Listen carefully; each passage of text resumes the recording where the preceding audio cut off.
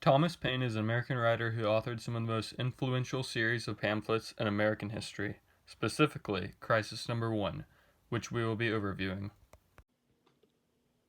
The speaker of this writing is Thomas Paine, who was a successful philosopher during his life.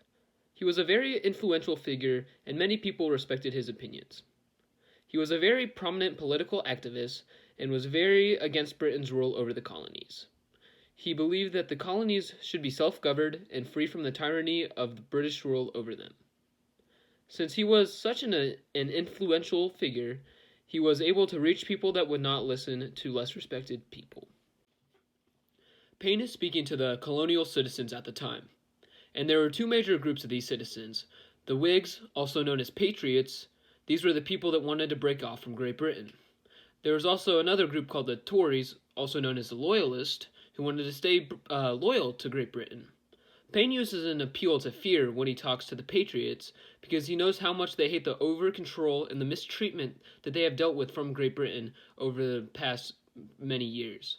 He also uses an appeal to skepticism when he is talking to the Tories, because he wants them to know that they should worry about Great Britain's true intentions, and that their intentions are not what is best for the colonies. Many of the soldiers in the rebellious militia were disheartened from many losses in battle that they had recently suffered, and Paine wanted to boost their morale and prove to them that the war was definitely still worth fighting for. Many of the soldiers were questioning if the cause was still worth it because of these recent losses, and Paine was there to remind them that it definitely was still worth fighting for, and you can see this in this crisis. He also wanted to recruit new people to join the militia because the U.S. Army needed many more soldiers if they wanted a chance to beat the ever so powerful British Empire. He also wanted to convert Tories to prove to them that Britain was not loyal to them and they should not be loyal back to Britain. In paragraph 9, Paine speaks about the evils of the British and the mercy that they offer. He offers a warning against siding with the British, and he cites the other misdeeds of the British as reasons that they might not be telling the truth in this case. The whole first half of the paragraph is spent bad-mouthing the British and the motives behind their mercy. The second half of the paragraph is mostly spent describing the terrible things that will happen if groups or individual colonists side with the British. Paine makes it seem like joining with the British will guarantee the destruction of whatever parties take that action.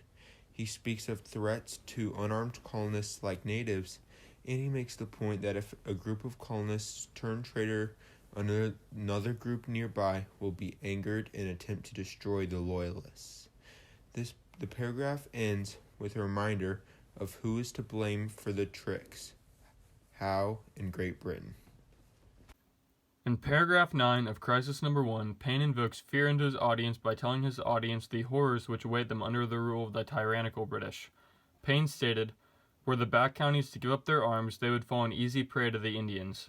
Paine is conveying a very clear message, which is if you give up your arms, as the British want you to do, the Indians will take advantage of you being nearly helpless. This invokes fear into the audience because at the time, the only thing keeping the colonists safe from the Indians was the fact they had a defense against them, their guns. This helps Paine better convey his message because it highlights why they are fighting against the British because of the fear of what will happen if they do not defeat them. As well as invoking fear into his audience in paragraph 9, Paine also appeals to his audience's sense of logic. Paine states, "It is the madness of folly to expect mercy from those who have refused to do justice." Paine is appealing to their sense of logic because it is highlighting the thoughts of a fool. His message here is that a fool would expect mercy from one who has already dealt them an injustice. And because the British have most definitely denied them justice, they will not give them mercy if they, the colonists, and the First Continental Army are defeated. They are logical in their thinking, and they will realize that Paine is correct about why Britain needs to be expelled, and this will most likely reinvigorate them in their quest for freedom and independence. Throughout paragraph 9, Thomas Paine intends to appeal to his audience's feeling of indignation by reaffirming the transgressions they face under British rule. He does this best when he states, "Were any one state to give up its arms, that state must be garrisoned by all Howe's army of Britons and Hessians, to preserve it from the anger of the rest." Paine's message here, then, is that if they give up their arms as the British suggest they do, they will be ruled by a domineering and repressive military state. to supposedly protect them from the other colonies. This supports Paine's message because it illustrates what even one concession to the British could do, and incites anger in his audience due to the feeling of having liberty stripped from them by an absolutist government with further oversight. In addition to appealing to his audience's indignation, Paine also addresses his audience's skepticism of the British crown. He best exemplifies this when he declares, "The cunning of the fox is as murderous as the violence of the wolf, and we ought to guard equally against both." What he means with this sentiment is that, like a fox, the British are delusive and insidious, e.g., when they attempt to convince colonists to give up their arms, in hopes of causing inner turmoil from subsequent Indian attacks and providing an excuse to occupy the colonies with Howe's armies. Paine also means that, like a wolf, the British are brutal and murderous. Such was the case during the Boston Massacre. His end goal with these references is to sow mistrust in the crown. Under no circumstances should the British be trusted.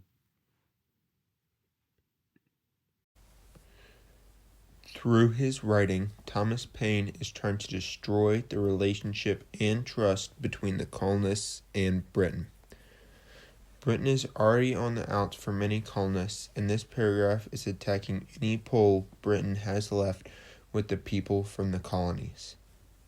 The whole paragraph is about calling into question the word and the offers from Great Britain. By the end of the paragraph, Paine wants it to seem obvious that Britain doesn't care about keeping their end of certain deals, and his attacks are meant to destroy the reputation of the mother country and General Howe with the colonists. That means any offers from Great Britain in the future will be immediately doubted by colonists who have read this pamphlet, and there is no hope for trust between colonists who buy into what Paine is saying and Great Britain at any time in the near future.